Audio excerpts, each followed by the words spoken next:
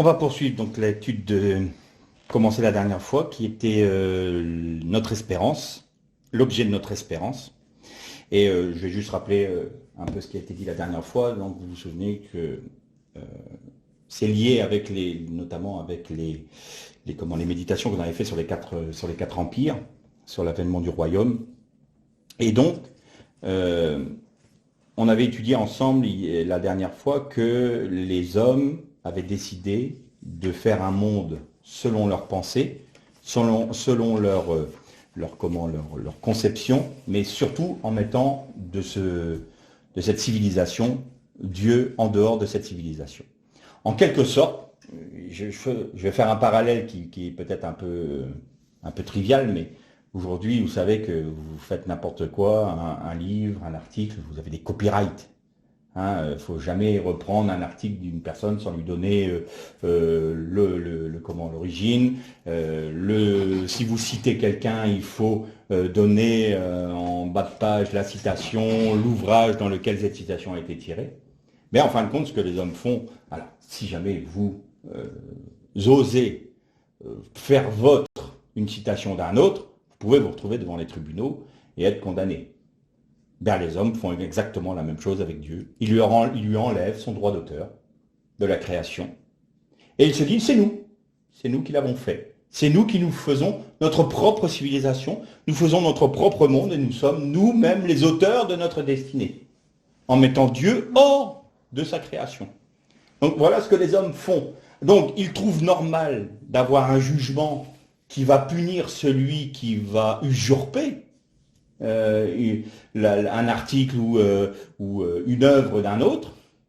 Et par contre, il y a les cris d'orfraie parce que Dieu oserait nous punir parce qu'on ne veut pas de lui. Ben, voilà, Dieu est conséquent au jugement, c'est la même chose. Les hommes seront jugés parce qu'ils ont voulu mettre Dieu hors de leur société, hors de leur monde. Donc voilà, c'est une entrave au droit d'auteur de Dieu, en quelque sorte. Donc, on a fait un peu la constatation qu'on a vu le rattachement avec Israël, on a vu un peu ce que Dieu accomplissait depuis Adam. Il avait séparé les eaux d'en haut, les eaux d'en bas, pour laisser la possibilité aux hommes d'écrire leur histoire. Et donc, les hommes écrivent leur histoire. Et là, on revient avec notre étude sur les 4 empires. L'empire babylonien, médo-perse, grec et romain. Au terme de ces empires-là, Dieu qui laisse l'homme écrire son histoire, l'humanité va arriver à un tel degré de violence et de discorde qu'ils en arrivent à avoir la capacité de s'autodétruire. On arrive à un tel degré, à un tel point, qu'aujourd'hui, physiquement, l'homme peut s'autodétruire, détruire la planète. On parle évidemment de l'armement nucléaire. Et, du temps des apôtres, il n'y avait pas encore ça. On ne pouvait pas comprendre que les hommes pouvaient s'autodétruire et détruire la planète, mais aujourd'hui, pour nous, c'est criant de vérité. Et d'ailleurs, la lutte des hommes aujourd'hui, c'est de garder un équilibre, ce qu'ils appellent les équilibres des forces, de manière et des menaces, pour éviter qu'une déflagration nucléaire ne puisse venir. Bien. Et donc Dieu laisse faire. Et ça peut paraître étrange parce que on dit, mais pourquoi le Seigneur n'intervient pas? Quand on voit la misère sur ce monde, quand on voit les dérives qu'il y a, quand on voit les guerres, les souffrances, on se dit, mais pourquoi Dieu n'intervient pas? Et parce que Dieu est conséquent. L'homme a choisi de le mettre hors de son histoire pour écrire justement son histoire. C'est Toldot. Donc, Dieu ne fait que accepter de respecter la liberté des hommes. Mais on arrive encore à l'accuser. On arrive encore à trouver que c'est de sa faute si nous, on se met dans des choses terribles, dans des situations pas possibles, et alors que si Dieu veut intervenir, on lui dit « on ne veut pas de toi ». Bien, alors d'un côté, l'humanité ne peut pas dire « on ne veut pas de toi à Dieu », et d'un autre côté, le rendre responsable des inconséquences que nous vivons. Mais on le fait allègrement. Donc au terme de ces 4 empires, qui prendront qui prendront leur apothéose avec la Grande Babylone. On avait étudié ça, que en dernier temps, ce qui avait été inachevé du temps de Nimrod sera achevé au temps de la fin. Et donc là, l'humanité va arriver à cette union contre Dieu, voulant proclamer que eux sont leurs propres maîtres, et ils ne voudront même plus avoir la pensée même de Dieu en eux. Et on le voit aujourd'hui de plus en plus. Il ne faut pas parler de Dieu. On ne peut pas parler d'Israël sans avoir un monceau d'insultes, d'insanités qui se déverse, parce qu'il y a une rébellion. Vous savez que c'est le type même de l'apostasie. L'apostasie, c'est une révolte réfléchie et assumée contre Dieu. Donc, l'apostasie, c'est ils ne supporteront plus, nous dit Paul, d'entendre la sainte doctrine. Ils se donneront une foule de prédicateurs qui leur diront ce que leur cœur désire. Mais ils ne voudront plus, ça deviendra insupportable pour eux d'entendre la sainte doctrine. Donc l'humanité en arrive à ce point-là. Et au bout d'un moment, quand Dieu voit que ça va trop loin, que l'humanité a été au bout de ce qu'elle pouvait donner, il va mettre un terme. Et ce terme, c'est le début de ce qu'on appelle, nous, le millénium. Alors là, il faut qu'on se mette un peu au clair là-dessus. Il y a trois thèses, trois doctrines qui concernent le millénium. Vous en avez une, la première, qui est le post-millénarisme. Vous avez une deuxième, celle à laquelle moi j'adhère en étudiant la Bible et la Torah, qui me paraît une évidence tellement flagrante que j'ai du mal à comprendre qu'on puisse ne pas le voir ainsi. C'est le pré-millénarisme. Et vous avez la troisième doctrine qui est l'anamillénarisme. Précisons cela. Qu'est-ce que d'abord, et vous allez voir que c'est pas pour rien, alors, je vais être obligé de survoler un peu ça, mais ça va nous permettre quand même de nous éclairer.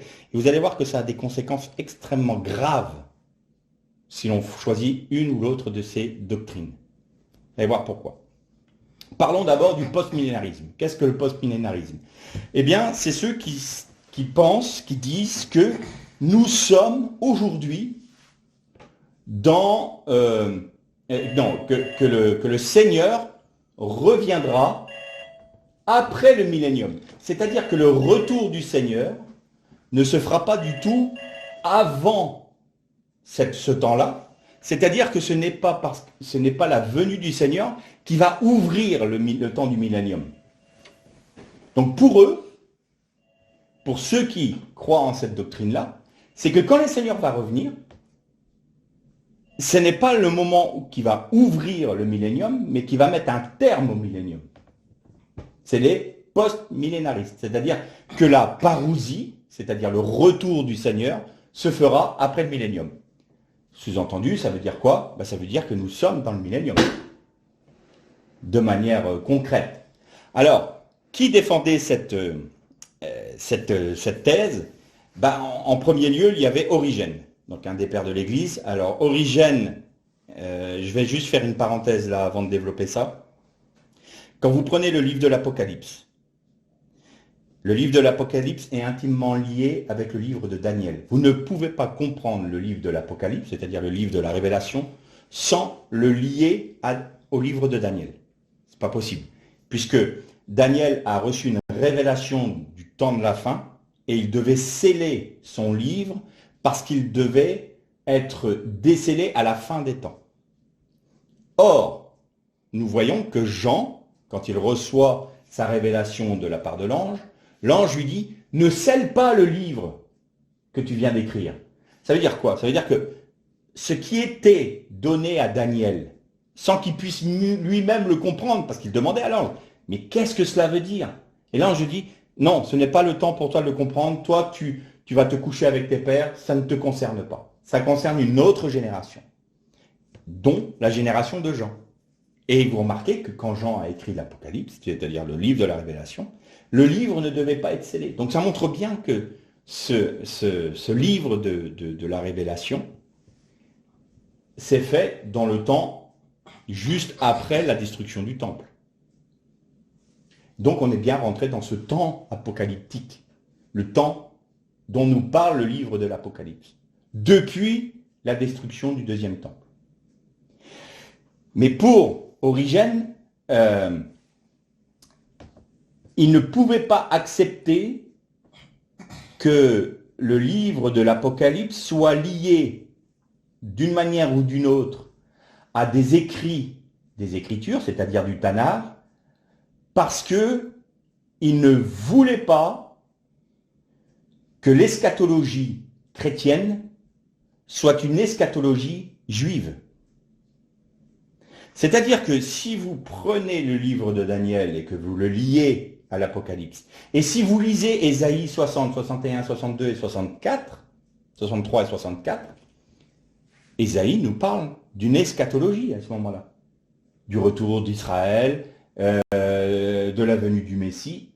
C'est l'eschatologie du Nouveau Testament est intimement liée et complètement ancrée dans l'eschatologie juive. Mais comme Origène ne supportait pas les Juifs, il a dit, alors c'est là où je vous disais, il ne s'est pas fait des nœuds au cerveau à ce moment-là, parce que son exégèse était quand même un peu limite, nous ne pouvons pas accepter l'eschatologie juive parce qu'elle est juive. Bon, alors évidemment, avec des raisonnements comme ça, c'est d'une intelligence. Je vous dis, il n'a pas dû se faire des nœuds au cerveau pour nous pondre ça. Chose dont Irénée de Lyon, lui, s'est emporté un jour devant toutes ces doctrines qu'il faisait face, et il disait, lui a répondu de manière assez sèche et apparemment de manière assez virulente. Il a dit, je ne comprends pas comment nous pouvons nous mettre au-dessus des épaules des apôtres pour corriger leur copie. Fin de non-recevoir. Donc c'est pas aux apôtres de se soumettre à nos pensées, à nos idées et à nos raisonnements, mais c'est à nous de soumettre notre doctrine à celle des apôtres. Donc Origène n'était pas trop apprécié, il a été assez décrié, il a été très clivant, et puis pour finir, il a été excommunié. Donc on le considère comme un des pères de l'Église, mais à moitié, puisqu'il y avait une grande partie de l'Église qui avait rejeté sa doctrine. Seulement, sa doctrine a pris vie après. C'est comme je vous le disais tout à l'heure, celui qui a mis le dernier clou au cercueil, c'est Augustin, qui a repris les thèses d'Origène, et tous les pères grecs de l'Église, Jean Chrysostome, que ce soit Clément d'Alexandrie, voilà. Toutes ces personnes-là qui étaient antisémites, parce qu'il faut appeler un chat, ont fait que cette doctrine d'Origène a pris sa place dans la doctrine de l'Église. Donc, puisqu'on s'est détourné de l'eschatologie juive, eh bien nous sommes rentrés dans une eschatologie selon la pensée de l'homme. Donc pour Augustin, le millénium a commencé au partir du moment où Constantin s'est converti, entre guillemets, parce que je pense que c'était bien plus politique qu'une vraie conviction de péché, mais enfin bon bref, l'empereur Constantin se convertit au christianisme, et je précise au christianisme, pas au Christ, il y a une différence à mes yeux, et déclare le christianisme religion de l'Empire. Donc pour Augustin, sa démonstration, c'est, eh bien, c'est à ce moment-là que le royaume de Dieu s'est installé sur la terre, puisque le royaume romain, qui était le monde d'alors, eh bien, c'est le royaume de Dieu. Bon. Alors là, on trouve quand même des points un peu tendancieux, dans la mesure où, vous savez que dans le Moyen-Âge, il y avait ce que l'on appelait des disputations entre juifs et chrétiens. Alors aujourd'hui, nous, on regarde des matchs de foot.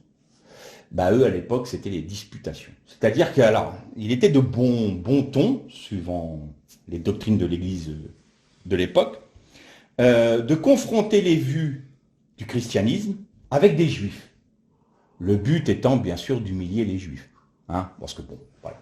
Et donc, il y avait un juge ou des juges qui écoutaient les intervenants. On appelait ça des disputations sur une doctrine particulière. Donc il y avait la doctrine de la Trinité, doctrine du royaume, mais on donnait des thèmes de manière à pouvoir bien taper sur les juifs pour leur faire comprendre qu'ils étaient à côté de la plaque et qu'ils avaient bien été rejetés, quoi.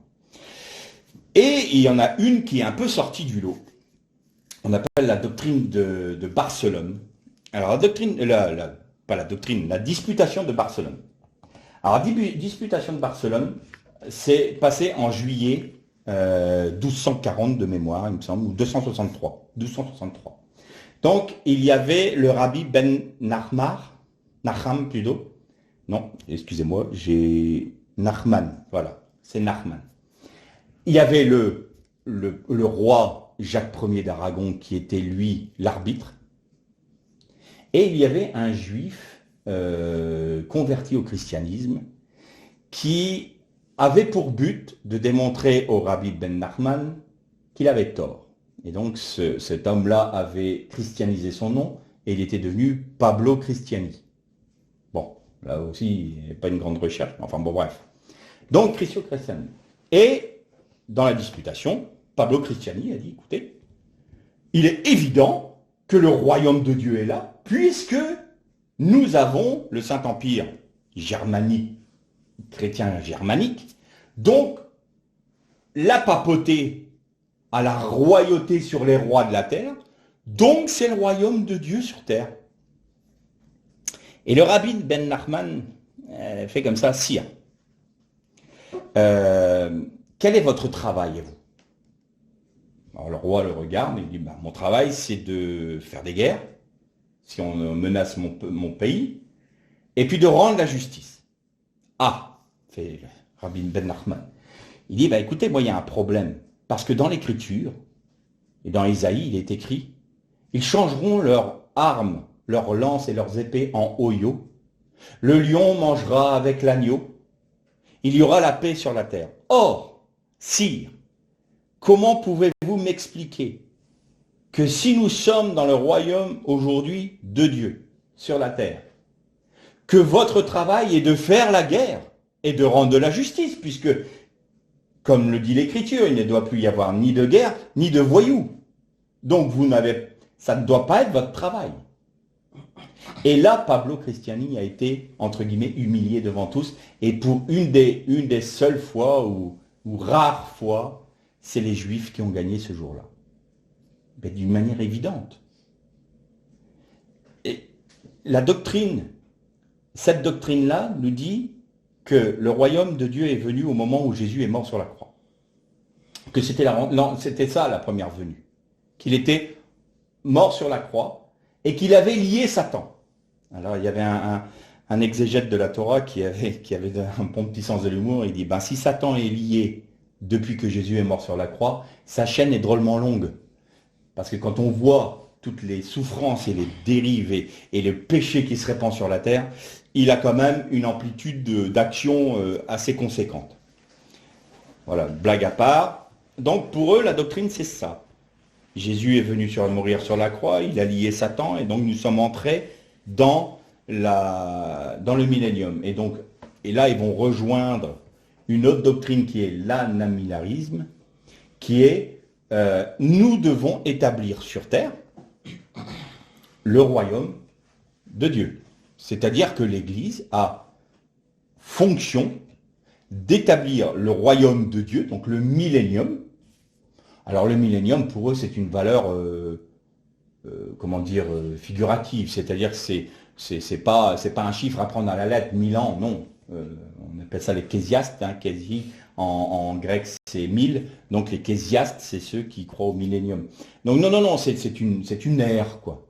Et donc on a le temps d'établir le royaume sur la terre. Donc c'est pour ça, c'était la doctrine du Moyen-Âge. Quand les rois venaient trouver approbation auprès du pape, c'était dans cette logique-là. C'est la doctrine officielle encore aujourd'hui de l'Église catholique.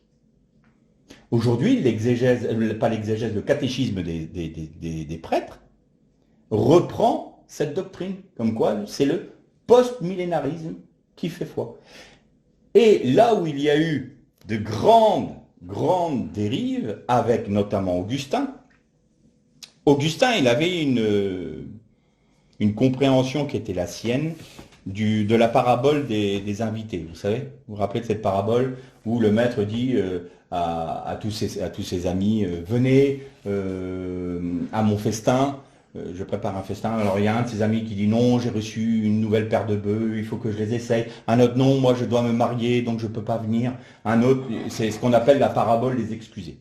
Et donc, vous savez que le maître dit, bon, ben, puisque mes amis ne veulent pas venir à mon invitation, il demande à ses serviteurs d'aller dans la rue, allez chercher tous ceux qui sont dans la rue, les désœuvrés, les malheureux, et faites-les venir dans la salle des festins. Et il y avait encore de la place. Et donc, le maître dit, eh ben, allez chercher des malfrats, allez chercher ceux qui vivent dans la dissolution, tout ça, mais remplissez la salle. Et là, il y a un problème de traduction, parce que le texte nous dit, et pressez-les de venir. C'est-à-dire, incitez-les fortement à venir dans l'invitation. Sauf que la Vulgate, qui est, je vous rappelle, la traduction grecque de l'hébreu, elle traduit contraignez-les à rentrer dans le festin. Le festin, c'est le royaume, bien sûr. Donc, contraignez-les. Et Augustin a dit, bien. Eh bien, selon la doctrine du post-millénarisme, et comme, de toute façon, l'Église doit paître les nations avec un sceptre de fer et briser les vases d'argile, eh bien, ça a été toute la doctrine des croisades, la doctrine de l'Inquisition. Ça a été la doctrine de l'antisémitisme parce qu'il fallait contraindre les juifs, contraindre ceux qui n'étaient pas encore chrétiens de rentrer dans le christianisme, de rentrer donc dans le royaume de Dieu. Quel était le royaume de Dieu? L'Église romaine catholique.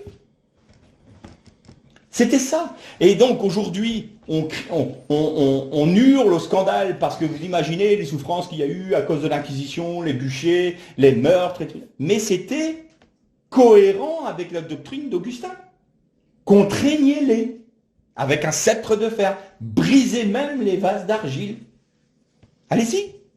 Donc, cette logique-là trouve, enfin du moins, toutes ces horreurs-là que l'Église catholique romaine a accomplies, trouvent leur origine dans cette doctrine du post-millénarisme. Donc vous voyez, comme je vous disais tout à l'heure, que de prendre ces trois voies-là n'est pas sans conséquence. Le post-millénarisme a amené l'Église catholique romaine aux pires exactions. Mais pour eux, c'était une bonne chose, puisque Dieu leur commandait de contraindre. Et vous voyez aussi, par extension, le problème des traductions. Pressez-les de venir. Je vous presse de venir. Je vous en supplie, venez. Sauvez. Je veux vous sauver. Et je ne te donne pas le choix. Si tu ne rentres pas, je te tue. Il y a une nette différence. N'est-ce pas? Donc on n'est plus dans l'amour, on est dans la contrainte de l'autre, c'est-à-dire qu'on devient dans un système totalitaire. Et à l'époque du Moyen-Âge, l'Église catholique romaine était une Église totalitaire. Ensuite, on va parler des amillénaristes. Alors eux, ça rejoint un petit peu les post-millénaristes, à ceci près que eux ne croient pas du tout à un millénium. Pour eux, le royaume de Dieu n'est que spirituel. C'est-à-dire que ils rejettent également cette doctrine de l'eschatologie juive, et ils partent du principe que, on revient un peu au marcionisme, c'est-à-dire que l'Ancien Testament, j'aime pas ce terme, mais tant pis, l'Ancien Testament est révolu, donc Ancien Testament. Donc on peut rejeter tout ça. Donc à partir du moment où ça vient des Juifs, eh bien évidemment, il faut le rejeter. Bien évidemment. Donc là, on retrouve une branche, j'ai envie de dire, du post-millénarisme, une branche de la doctrine d'Augustin sur le millénium, sauf que la différence est que, comme c'est que spirituel, on en arrive à une doctrine de l'âge d'or de l'humanité. Donc, à l'inverse de voir une histoire de l'humanité qui va aller en se dégradant jusqu'à presque s'autodétruire, qui va obliger Dieu d'intervenir pour mettre un terme à cela. Et ça va coïncider avec le moment où Israël reconnaîtra dans le Mashiach Yeshua leur Seigneur. Ils se tourneront vers celui qu'ils ont percé et ils réclameront avec larmes dans une repentance profonde. Le peuple d'Israël fera leur teshuva, leur repentance, et c'est ce qui amènera le Messie à revenir, et là, l'établissement du millénium. Ça, c'est ce que je lis dans la Bible. Je suis donc un pré-millénariste, c'est-à-dire que nous sommes dans un temps précédent le millénium. Le millénium est à venir. Donc, je ne crois pas que nous sommes dans le millénium et que quand le Seigneur va revenir, ça va être le jugement dernier. Et je ne crois pas non plus que le millénium n'est simplement qu'une idée spirituelle, une pensée spirituelle, et tout n'est que allégorie et mythologie. Non, l'amillénarisme a un sérieux problème parce que ça nous amène à une chose terrible, qui est que l'homme va progresser, et va notamment, excusez-moi, progresser techniquement. Et ça nous amène à l'adhésion de nombreuses églises évangéliques, notamment, au transhumanisme. Qu'il y a une progression technique. Et donc, qu'en progressant de la sorte, l'homme va arriver à un âge d'or de paix, de joie, de bonheur. Et là, on franchit le pas qu'il ne fallait surtout pas franchir. Eh bien, l'humanité se sauve par elle-même. Donc, plus besoin de Jésus, plus besoin de son sacrifice. On en arrive à ça. Dans l'ultime but, l'ultime point de cette doctrine-là, c'est de faire que l'homme se sauve par l'homme. On revient à Babel. Faisons-nous un nom, c'est l'homme sans Dieu. Et donc, vous voyez combien la séduction de Satan peut amener les uns et les autres à des dérives terribles. Le post-millénarisme et l'amillénarisme ont pour, entre guillemets, vocation d'apporter au Seigneur un monde pacifié et christianisé. Voilà le but. Bon, j'ai schématisé, hein, j'ai vraiment raccourci, j'ai résumé tout, mais voilà ce que ça donne. Les prémillénaristes, dont nous faisons partie, sont ceux qui disent, non, nous sommes aujourd'hui dans le temps des nations. Pendant ce temps-là, Israël a été mis par Dieu, entre guillemets, l'histoire d'Israël s'est arrêtée. Parce Israël a été décimé dans les nations. Les Juifs ont été décimés, ont été dispersés dans les nations. Et donc c'était le temps des nations. Le temps où il fallait que l'évangile soit prêché par les apôtres, par l'Église, par premièrement nos frères judéo-chrétiens, les Nazaréens, et amener toutes les nations, tous ceux qui doivent être sauvés dans les nations à rentrer dans le salut. Je dis bien le salut, l'objectif est de rentrer dans le royaume, mais vous allez voir qu'un peu plus tard, tous ne rentreront pas dans le royaume. Et qu'au terme de cela, l'histoire de l'humanité continue à s'écrire avec les 4 empires, on arrive à la Grande Babylone, et le jugement qui arrive, et le Messie qui revient. Qui, lui, mettra un terme à l'histoire de l'humanité, j'ai envie de dire en roue libre.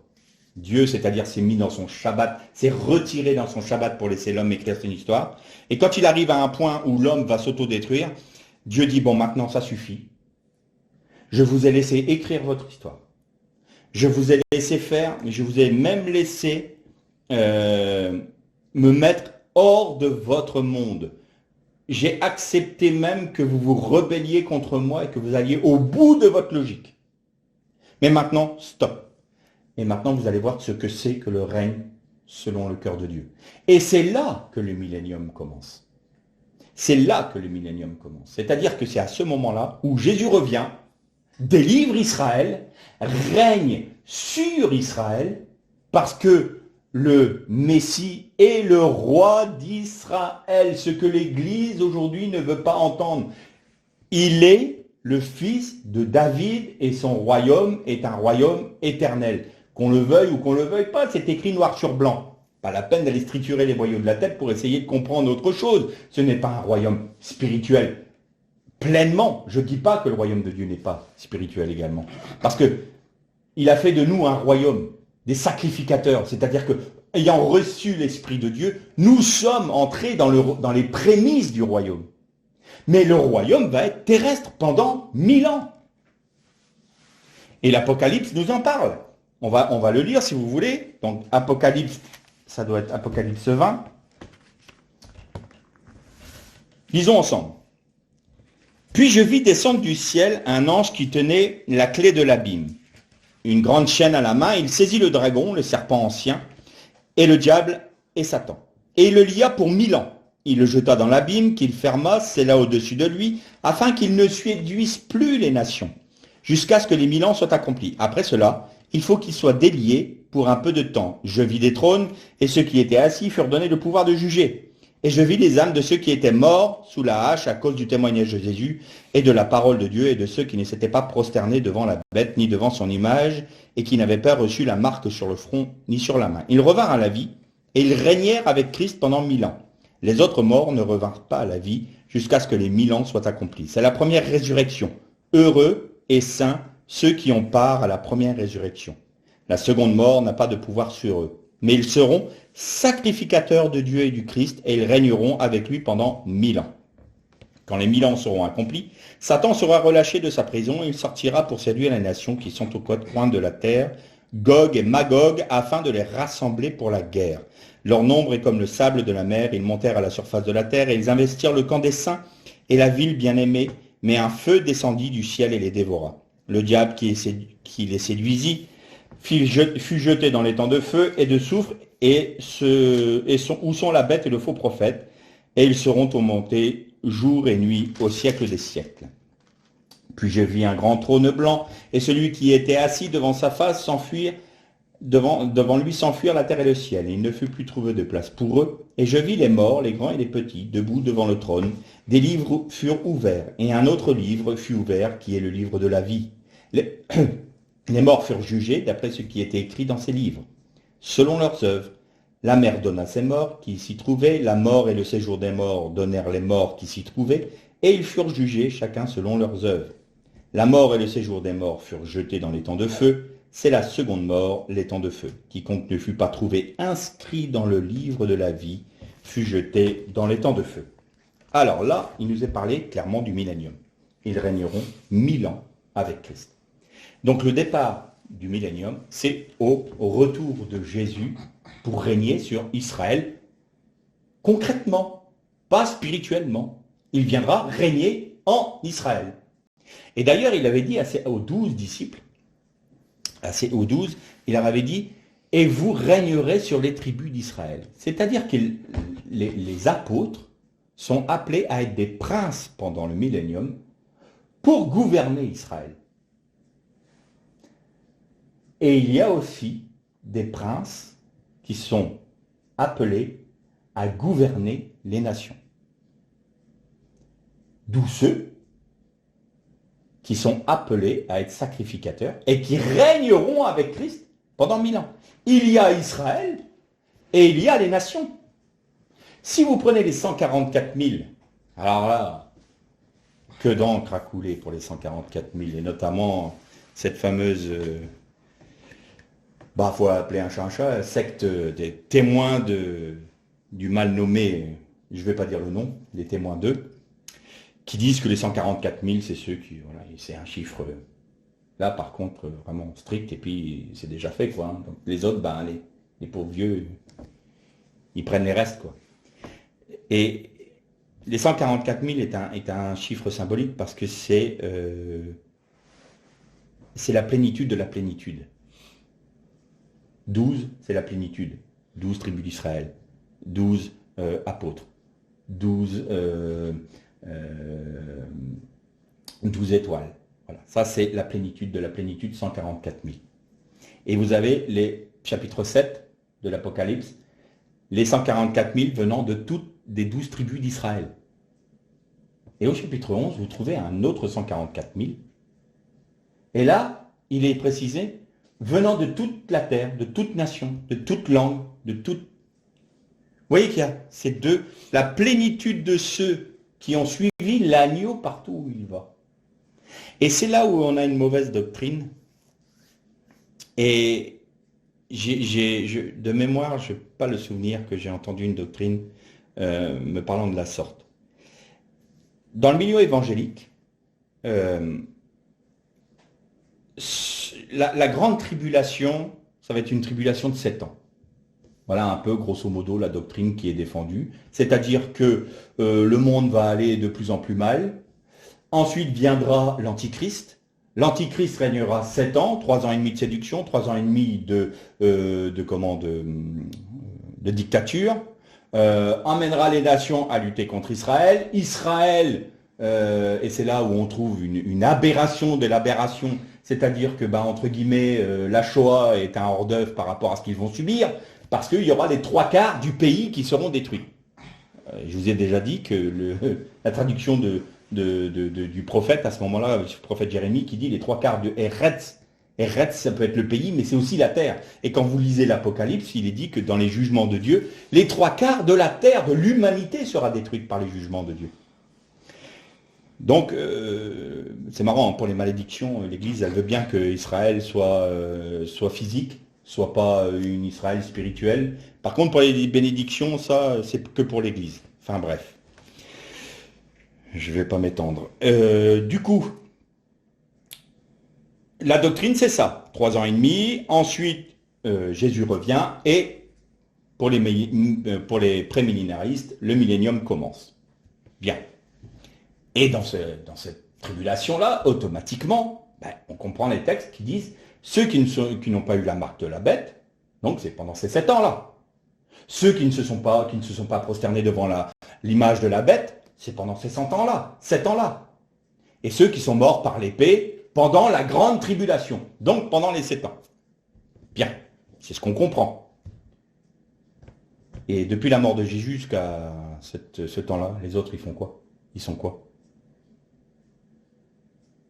Ça ne tient pas debout. La doctrine des 7 ans de grande tribulation ne tient pas debout. Parce que la grande tribulation, elle a commencé, elle a pris son origine au moment où le deuxième temple a été détruit. Nous sommes déjà rentrés dans la grande tribulation. Ce n'est pas quelque chose à venir. Elle va trouver une apothéose quand quand Babylone la Grande va être achevée, avec le fils de perdition dont nous parle la Bible, le fils d'iniquité, et qui lui amènera les nations à vouloir lutter contre Israël, vouloir faire la guerre à Israël, mais nulle part il est dit qu'Israël, les 2/3 d'Israël seront détruits. Nulle part. C'est pas vrai. Israël, quand vous lisez dans les prophètes la restauration d'Israël, je ramènerai les enfants d'Israël dans leur pays et ils ne s'en iront plus. C'est une promesse de restauration, pas les ramener pour mieux les détruire. C'est quoi cette doctrine-là? Ça voudrait dire que Dieu mentirait. C'est-à-dire que, et plus que ça, il serait sournois avec son peuple, c'est-à-dire, je vais vous rassembler pour mieux vous détruire. Oh! Ça, c'est du blasphème. Hein. Ça, c'est du blasphème. Vous imaginez que Dieu rassemble, et par ses prophètes, il a dit, consolez mon peuple. Je vous rassemblerai comme une mère rassemble ses petits. Je vous ramènerai dans votre pays. Et puis là, je vais bien vous taper, je vais bien vous massacrer. Mais ça ne tient pas debout. Ça ne tient pas debout. C'est aussi simple que ça. Israël revient dans son pays parce qu'Israël est en train de se préparer à régner. Quand son roi va venir régner sur Israël, Israël sera le lieu du règne du royaume messianique. C'est-à-dire que le roi d'Israël régnera sur le monde entier à partir d'Israël. Mais il n'est pas là pour être mieux détruit. C'est une aberration, c'est une abomination de dire ça. C'est de dire à des juifs qui ont perdu leur famille, qui ont perdu 6 millions de juifs décimés dans les camps de la mort, et on leur dit « Oh, c'était une mise en jambe, ne vous inquiétez pas. Vous allez subir pire. Oh, pitié, on ne peut pas dire ça à ces pauvres gens-là. Non, qu'est-ce que nous commande Dieu? Qu'est-ce qu'il nous demande à nous, chrétiens? qui sommes issus des nations, consolez mon peuple. Pas lui promettre des jours pires qu'ils ont connus. Consolez mon peuple. Est-ce que nous voulons consoler Israël? Est-ce que notre cœur saigne devant les souffrances d'Israël? Est-ce que nous sommes étreints de compassion pour le peuple d'Israël? Voilà la question que doivent se poser les chrétiens issus des nations. Et moi, personnellement, je dis oui, je veux consoler Israël et mon cœur saigne devant les souffrances d'Israël. Voilà, c'est dit. Et je le revendique, je persiste et je signe. Donc cette doctrine-là de la grande tribulation, 7 ans, ça ne tient pas debout. Mais si on reste dans cette logique-là, du coup, ben vous voyez que ceux qui ne se sont pas soumis, c'est quoi l'image de la bête? C'est pas la bête, c'est l'image de la bête. Vous notez bien une chose que c'est pas la bête. Mais l'image de la bête, on la voit, c'est l'esprit de l'Antichrist qui est, déjà Jean le disait dans ses épîtres, mais voici l'esprit de l'Antichrist est déjà à l'œuvre dans le monde. Il l'a dit noir sur blanc. Et donc c'est l'image de la bête, c'est-à-dire ceux qui se conforment au monde, ceux qui vont rentrer dans ce que le monde propose de plus pernicieux. Maintenant on arrive à un point où le transhumanisme, ils se feront Dieu à la place de Dieu. Le transhumanisme c'est ça. C'est-à-dire que ce qui a mis une théorie terrifiante, c'est la fameuse théorie de l'évolution, qui a fait que l'homme évolue du néant, ou de la soupe protéinique initiale. Et bien on arrive aujourd'hui au point où on dit, mais l'homme a une telle grande sagesse, l'homme a tellement évolué, l'homme a tellement progressé dans la science. D'ailleurs, vous notez que la science devient une religion. On en a une démonstration flagrante avec la crise, entre guillemets, du Covid, où celui qui n'accepte pas d'entendre ce que les professeurs scientifiques disent sont anathèmes et sont excommuniés. On est excommunié de la vie civile si vous n'avez pas votre passe sanitaire. Ça, c'est une excommunication. Voilà, ça c'est la religion scientifique. Et donc, la science est tellement grande maintenant. Mais pourquoi l'homme ne mettrait pas un petit coup de main à l'évolution de manière à amener à l'homme amélioré, le transhumanisme? Alors on va commencer à mettre des produits, des machines liées à l'homme. Il va y avoir des prothèses qui sont mécaniques. Tout ça. On va augmenter les capacités visuelles de l'homme. Ce que je vous dis là, c'est déjà en cours. Hein. Une meilleure ouïe, une meilleure vue, ne plus avoir une dégénérescence cérébrale. On en arrive au point où on est à la limite, et là c'est le grand rêve des transhumanistes, c'est de pouvoir transférer la conscience d'un homme dans une machine. Ce qui veut dire que là on va vaincre la mort, entre guillemets. C'est le fameux âge d'or des amillénaristes, ça. Et donc, l'homme devient Dieu. Quand vous verrez l'iniquité de l'abomination dans le lieu saint, et le fils de l'iniquité se fera lui-même Dieu. Eh bien, la pensée de cet homme-là est déjà dans le monde. Nous nous faisons des dieux. Et ça date depuis longtemps. Ça date depuis la destruction du temple. Depuis que Jean a dit, l'esprit de l'Antichrist se répand dans le monde. Et donc, je terminerai pour aujourd'hui sur ce point-là. Quels sont ceux qui vont avoir part au millénium? Parce qu'il nous est dit, ceux qui ne se sont pas soumis, qui ne se sont pas prosternés devant l'image de la bête, ceux qui n'ont pas eu la marque de la bête sur le front ou sur la main, ceux qui sont morts par l'épée. Regardez le nombre de personnes, le nombre de nos frères qui sont morts par la persécution à cause de leur foi. On est dans la grande tribulation. Elle n'est pas arrivée à son terme, mais on est dedans. Les jugements de Dieu ont commencé, on est dedans. Mais il y a encore le temps de grâce, il y a encore le temps où il fait encore jour, parce qu'Israël n'a pas encore reconnu le Messie. Et quand Israël reconnaîtra le Messie, là, ça sera fini.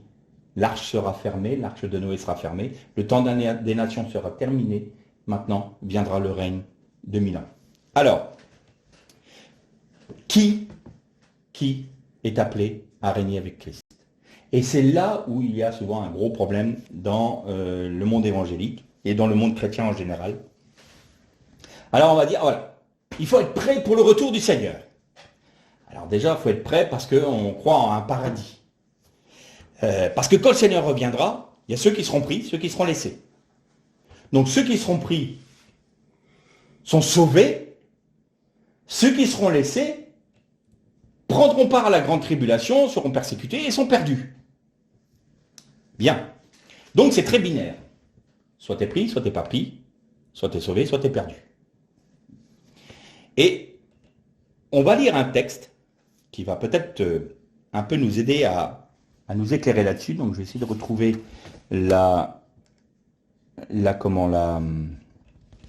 référence. C'est quand Paul nous dit, alors il me semble que c'est dans Corinthiens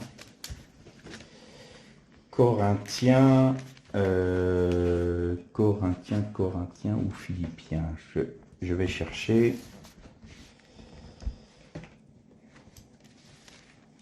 Alors, c'est dans Philippiens, au chapitre 3, et on va commencer à lire à partir du verset 7. Mais ce qui était pour moi un gain, je l'ai considéré comme une perte à cause du Christ. Et même, je considère tout comme une perte à cause de l'excellence de la connaissance du Christ Jésus, mon Seigneur. À cause de lui, j'ai accepté de tout perdre. Et je considère tout comme des ordures afin de gagner Christ et d'être trouvé en lui, non avec une justice qui serait la mienne et qui viendrait de la loi, mais avec la justice qui est obtenue par la foi en Christ. Une justice provenant de Dieu et fondée sur la foi. Mon but est de le connaître, lui, ainsi que la puissance de sa résurrection et la communion de ses souffrances en devenant conforme à lui dans sa mort.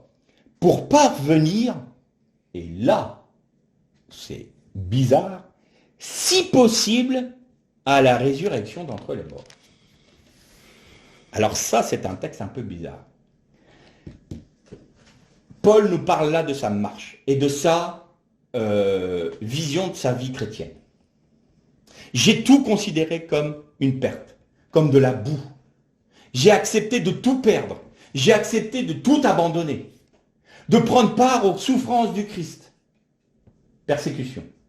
Afin, si possible, d'avoir part à la résurrection. Qu'est-ce que ça veut dire? Mais Paul, tu crois pas que tu vas vivre la résurrection? Donc Paul n'était pas sûr de son salut? Est-ce que Paul doutait de son salut? Ça peut paraître étrange là. Et nous voyons Paul à la fin de sa vie, qui dit quoi? J'ai combattu le bon combat. J'ai remporté le prix de la course. J'ai achevé cette course. Et la couronne de victoire m'est réservée. Qu'est-ce que ça veut dire? Ça veut dire, est-ce que le salut s'obtient à la fin de la vie? J'aimerais qu'on m'explique quel est ce texte-là. Paul ne croyait pas qu'il pouvait avoir part à la résurrection des morts à ce moment-là. Il disait, s'il y a encore une possibilité que je n'y prenne pas part. Alors si nous restons sur la logique du « tu es pris au retour du Seigneur », c'est-à-dire tu es ressuscité des morts au retour du Seigneur, tu es sauvé et tu es laissé, tu n'es pas sauvé, ça veut dire que Paul, à ce moment-là, n'était pas sûr de son salut. Alors, est-ce qu'il y a une autre réalité derrière tout ça? Oui, il y a une autre réalité derrière tout ça. Paul, là, ne nous parle pas de son salut. Il nous parle de sa récompense. Il nous parle de sa destinée éternelle. Il nous parle de sa position qu'il aura dans le royaume de Dieu en Jésus-Christ. Et il ne nous parle pas de son salut, du tout. Ça n'a rien à voir. Et donc, si nous prenons Paul à la fin de sa vie qui dit « J'ai remporté, j'ai couru le bon combat, j'ai combattu le bon combat, j'ai achevé ma course, la couronne de victoire m'est réservée. » Il faut mettre en parallèle ces deux textes-là. Paul, pendant son ministère, disait « Je cours, je tends vers ce qui est, oubliant ce qui est ancien, je tends vers l'objectif qui est de remporter la victoire, de courir le bon combat, de combattre le bon combat et d'achever ma course. » Il était au milieu de son ministère, là. Et à la fin de son ministère, il dit « J'ai combattu le bon combat, c'est bon. J'ai combattu le bon combat. J'ai tenu ferme, en quelque sorte. Ah ben alors, il a tenu ferme dans son salut? Non, pas dans son salut. Le salut s'obtient par la foi dans le sacrifice de Jésus. Ça vient pas de nous, c'est un don gratuit. À partir du moment où on l'accepte, on est sauvé. Il n'y a pas de question de salut. Mais Paul courait pour un but. Et vous savez que dans le monde gréco-romain de l'époque, celui qui avait la couronne de victoire, c'était celui qui remportait la course olympique ou le combat des gladiateurs, enfin pas des gladiateurs, mais les combats dans les arènes, pas dans les arènes non plus, dans les stades, je vais y arriver. Il avait une couronne de laurier, une couronne de victoire. Donc la couronne du vainqueur. Et là, nous parle Paul de quoi? D'une victoire. Et là, il faut mettre ça en relation avec ce qui est promis aux 7 églises. Qu'est-ce qui a été promis aux vainqueurs de cette église? Eh bien, voyons-le ensemble. Alors, je l'ai résumé parce que on ne va pas lire tout le texte. Vous avez à l'église d'Éphèse, il est dit, à celui qui vaincra, je donnerai de l'arbre de la vie qui est dans le paradis de Dieu. Donc, il mangera de l'arbre de la vie. À Smyrne, il est dit, celui qui se vaincra ne connaîtra pas la deuxième mort. À Pergame, il est dit, je lui donnerai de la manne cachée, un caillou blanc et un nom nouveau. À Thyatire, je lui donnerai autorité sur les nations, et c'est là que notre cher Augustin avait établi sa doctrine, il pètera les nations avec une verge de fer, et je lui donnerai l'étoile du matin. À Sardes, il est dit, au vainqueur, je donnerai un vêtement blanc, et son nom dans le livre de la vie. Et je confesserai son nom devant mon Père. À Philadelphie, je ferai du vainqueur une colonne dans le temple de Dieu. Le nom de Dieu sera sur lui, ainsi que le nom de la nouvelle Jérusalem et mon nom nouveau. Et à Laodicée, il sera assis avec moi sur mon trône. Qu'est-ce que nous dit ce texte-là? Il nous parle des vainqueurs. Les vainqueurs dans le milieu des églises. Et c'est ceux qui vont faire partie de ce chiffre, de ce nombre plein et entier de plénitude des 144 000. Aux vainqueurs, reprenons. Aux vainqueurs, je donnerai l'arbre de la vie. C'est-à-dire qu'il aura part à l'arbre de la vie, c'est-à-dire à Christ. Et quand nous étudierons ensemble la Nouvelle Jérusalem, nous allons voir que l'arbre de la vie est dans la Nouvelle Jérusalem, au milieu même de la Nouvelle Jérusalem. C'est-à-dire que le vainqueur sera citoyen de la Nouvelle Jérusalem. Et ça va se confirmer. Il aura l'arbre de la vie. Il ne va pas connaître la seconde mort, bien évidemment, puisque non seulement il a le salut, mais en plus il a remporté la couronne de victoire parce qu'il a combattu le bon combat, et donc il ne connaîtra pas les temps de feu. C'est une évidence. Il aura la manne cachée. Qu'est-ce que la manne cachée? La manne cachée, c'est il a reconnu que le pain de vie qui était Christ était caché dans son sacrifice, c'est-à-dire dans la croix. C'est-à-dire qu'il a compris la notion, ce qu'était la croix. La mort à soi-même. Ce n'est plus moi qui vis, c'est Christ qui vit en moi. Et quand je vis cela, je goûte à la manne cachée. Parce que je me nourris du Christ. Ce n'est plus moi qui vis, c'est Christ qui vit en moi. Je me nourris du Christ. Je suis le pain de vie, disait Jésus. Qu'est-ce que disait Paul? J'ai accepté de tout perdre. J'ai accepté de tout reprendre. Pour gagner quoi? La manne cachée. Pour gagner Christ. Voilà ce qui est dit là. Un caillou blanc. Qu'est-ce qu'un caillou blanc? On en a déjà parlé il y a quelque temps. C'est l'élection. Nous faisons partie d'un peuple élu, rattaché en Jésus-Christ à Israël, qui lui-même, un peuple élu à cause de leur père. Abraham, Isaac, Jacob. Et un nom nouveau. Bizarre ça, un nom nouveau. Un nom nouveau, pourquoi? Vous vous rappelez quand j'ai médité sur celui qui se laissait nommer par Dieu? Accepter que Dieu prenne autorité sur lui, c'est-à-dire qu'accepter que Dieu s'occupe de lui et soit son Dieu, son maître. Eh bien, remporter le bon combat, combattre le bon combat, achever la course, c'est dire, Seigneur, j'ai accepté tout le long de ma vie d'être nommé par toi. J'ai accepté ton autorité. Et donc Dieu, puisque tu as accepté l'autorité, mon autorité, je te nomme, je te donne un nouveau nom. Voilà ce que ça veut dire. Et donc du coup, là, on parle du règne. Il aura autorité sur les nations. Il les pètera avec une verge de fer. Ça, on va préciser ça plus tard. Et je lui donnerai l'étoile du matin. Ces trois promesses-là ne parlent que du royaume. C'est-à-dire autorité sur les nations, les pètre avec une verge de fer, et l'étoile du matin, c'est le royaume. C'est Christ, le royaume messianique. Ensuite, à Sardes, je lui donnerai un vêtement blanc, la justice, et son nom sera dans le livre de vie, évidemment, dans le livre de la vie. Et donc Jésus n'aura pas honte de confesser son nom devant le Père, parce que cet homme-là ou cette femme-là aura confessé Jésus devant les hommes. Il sera une colonne dans le temple de Dieu. Et là, on va voir que le vainqueur a une part particulière dans la nouvelle Jérusalem. Mais là, c'est une autre partie de notre étude. On reviendra d'ailleurs sur les vainqueurs. Le nom de Dieu sera sur lui. Le nom de la nouvelle Jérusalem. Il est citoyen de la nouvelle Jérusalem. Il est partie intégrante de la nouvelle Jérusalem. Et qu'est-ce que c'est que la nouvelle Jérusalem? C'est l'épouse de l'agneau. Donc il porte le nom de Dieu, le nom de la nouvelle Jérusalem et le nom nouveau de Jésus. Et Laodicée, et il est assis avec moi, donc il est l'épouse de l'agneau, donc assis sur le trône.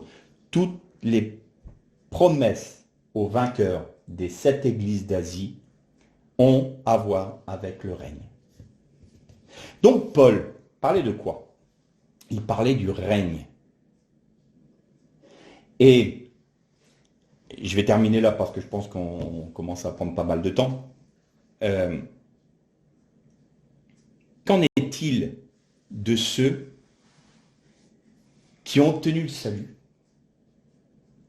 mais qui n'ont pas abandonné totalement leur vie entre les mains du Seigneur et n'ont pas accepté la croix jusqu'à tout perdre? Ah, grosse question. Oh ben vous êtes perdus. C'est les vierges folles. Ah oui, mais il y a un texte qui nous dit, si, et là on en reparlera aussi de ce texte-là quand on parlera de la Nouvelle Jérusalem, s'il bâtit sa vie avec du chaume, du bois et du foin, ses œuvres seront détruites, consumées par le feu. Pour lui, il sera sauvé, mais comme à travers du feu. Et là, mon grand reproche, entre guillemets, à mes frères qui enseignent, c'est que cette catégorie-là, on n'en parle jamais, parce qu'on ne l'a pas compris, ce que c'était. Évidemment, puisqu'on est binaire. Sauvé, pas sauvé, sauvé, pas sauvé. Non, le salut, c'est autre chose. Ces frères-là sont sauvés. La Bible nous le dit, comme à travers le feu. Les vierges folles étaient vierges. Elles n'ont pas eu part à quoi? Au festin de l'agneau, au règne de l'agneau. Le festin, c'est le règne. Mais elles étaient vierges. Ah, mais ça veut dire quoi? Mais ça veut dire une chose toute simple. Première résurrection.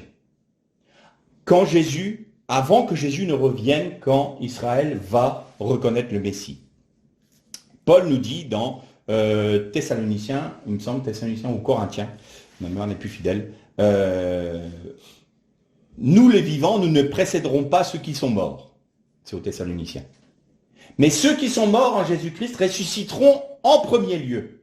Et nous les vivants, nous les rejoindrons dans les nuées, transformés en un clin d'œil, pour aller à la rencontre de Jésus. Qui sont ces fameux morts en Jésus et nous les vivants qui? Eh bien, c'est précisément les vainqueurs. C'est-à-dire ceux qui sont appelés à régner avec Christ. Mais les autres alors?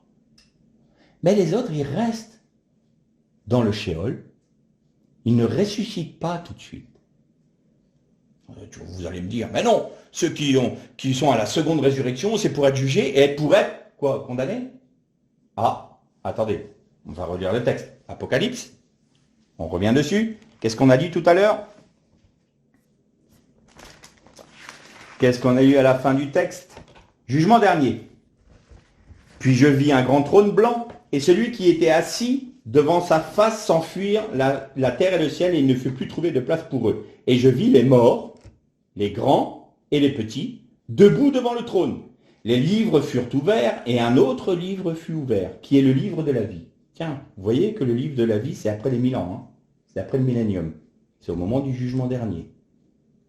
Ça va être la nouvelle terre, après il y aura la nouvelle terre et les nouveaux cieux. Hein.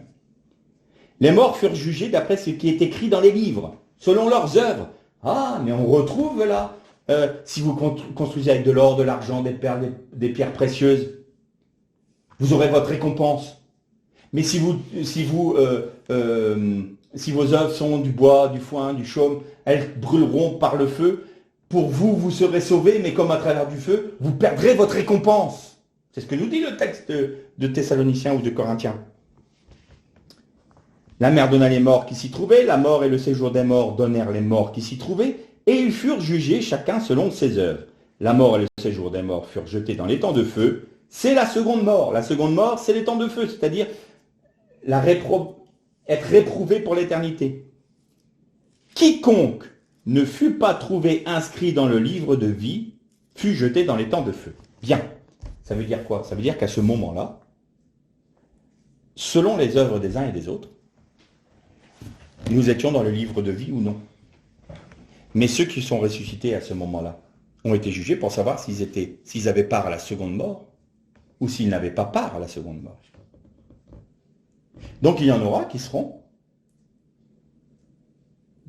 sauvés, bien entendu, dans le jugement dernier. Mais ceux qui sont ressuscités en premier sont des vainqueurs. C'est pour ça que quand il est dit à l'église, je ne sais plus laquelle, il n'aura pas part à la seconde mort. C'est, si tu es à la première résurrection, bien évidemment, tu n'auras pas part à la seconde mort. C'est évident, puisque tu es un vainqueur. Donc il n'y a même pas de question à se poser. Toi, tu vas rentrer tout de suite dans ton règne, tu vas tout de suite être transformé, tu vas revêtir ton corps de gloire, ta résurrection est déjà accomplie, donc bien évidemment que tu ne vas pas être dans le séjour des morts, c'est pas possible. Tu es déjà ressuscité, tu es déjà dans la gloire, tu as déjà revêtu ton corps glorieux, tu es à l'image du Christ, donc bien évidemment que tu ne vas pas connaître la seconde mort. Mais ceux qui ne se sont pas donnés entièrement à Christ, c'est-à-dire qui n'ont pas laissé Christ vivre en eux, qui n'ont pas accepté de tout perdre pour gagner Christ. Souvenez-vous la parabole du royaume, comme on dit, celui qui vend tous ses biens pour avoir la perle de grand prix. Il vend tout pour avoir une perle, la perle de grand prix, le règne, la drague. Tout ça nous parle de cette réalité-là. Et donc, ceux qui ne sont pas inscrits dans le livre de la vie, eux vont être dans la seconde mort, dans la réprobation éternelle. Et puis il y a ceux qui ne vont pas rentrer dans le règne, mais qui vont être sauvés et qui vont avoir part à la deuxième terre et aux nouveaux cieux. Ils auront leur part dedans. Mais ils auront perdu leur récompense. Parce que, et nous le verrons une prochaine fois, leur récompense, c'est d'être citoyen de la Nouvelle Jérusalem. C'est d'avoir part à la Nouvelle Jérusalem. C'est d'être dans la Nouvelle Jérusalem. Alors on va être obligé de conclure ici pour aujourd'hui. La prochaine fois, on va parler du millénium, plus précisément. Et on arrivera au terme en parlant des nouveaux cieux et de la nouvelle terre. Mais pour résumer ce qui vient d'être dit, c'est que ce qui nous parle d'eschatologie, la grande tribulation, le temps des nations, le moment où le Seigneur va revenir, n'est pas du tout une question de salut ou de perdition ou de salut. Ça n'a rien à voir. Ça, c'est quelque chose, c'est une doctrine qui n'est pas juste. Parce que si nous partons là-dedans, ça veut dire que il y aura des chrétiens qui ne seront pas enlevés, qui auront part au millénium. Bien sûr, parmi les nations, on parlera de ça. Quelles sont les nations qui participeront au millénium et celles qui n'y participeront pas? Et les citoyens des nations qui participeront et celles qui n'y participeront pas. Mais ce n'est pas une question de salut. Ils ne seront pas enlevés. Enfin, ils ne seront pas rassemblés avec Jésus. Parce qu'ils n'ont pas aimé Jésus jusqu'à perdre leur propre vie. Vous voyez l'importance de perdre sa vie? L'importance de vivre, Galates 2:20, de vivre par la croix, de reconnaître qu'il faut s'attacher à s'unir à Christ en tout. Il y a un texte de l'Apocalypse qui nous dit, ce sont les appelés, les élus et les fidèles. Alors on a l'impression que c'est trois groupes différents. Non, c'est un seul et même groupe. On est tous appelés. Un petit nombre est élu parce qu'ils ont accepté la mort, le sacrifice de Jésus. Donc, à partir du moment où on est élu, on est sauvé. Mais combien sont fidèles jusqu'à tout perdre pour accepter la plénitude de la vie du Christ? Encore un plus petit nombre. C'est ceux qui vont accepter de suivre l'agneau partout où il va, qui n'ont pas eu honte du témoignage de Jésus. Ceux qui sont morts pour leur foi, bien entendu, les martyrs ont une place d'honneur. Ça, c'est une place particulière. Ils ont une place d'honneur dans le royaume. Parce qu'ils sont morts sous la hache, sous la persécution. Mais celui qui a accepté, même si... Bon, martyr, c'est une place d'honneur. Personnellement, si je pouvais éviter d'être martyr, je prends. Même si je perds un peu plus de récompense là-haut. Mais bon, bref. Mais c'est le Seigneur qui décide. Si je dois mourir en martyr, je mourrai en martyr. Mais c'est pas pour ça que je vais chercher d'être martyr, quoi. Bien entendu.